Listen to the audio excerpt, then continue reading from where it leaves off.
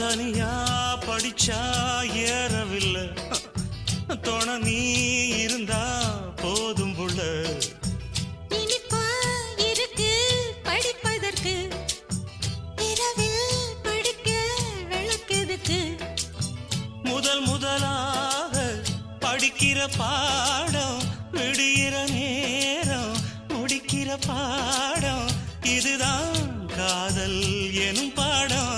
இது நாளெல்லாம் படிச்சாலும் அழுக்காது. அடி நமக்கிந்த புது பாடம் சலிக்காதம்மா, பள்ளிக்கூடம் போகலாமா, அதுக்கு புத்தகத்தை வாங்கலாம்.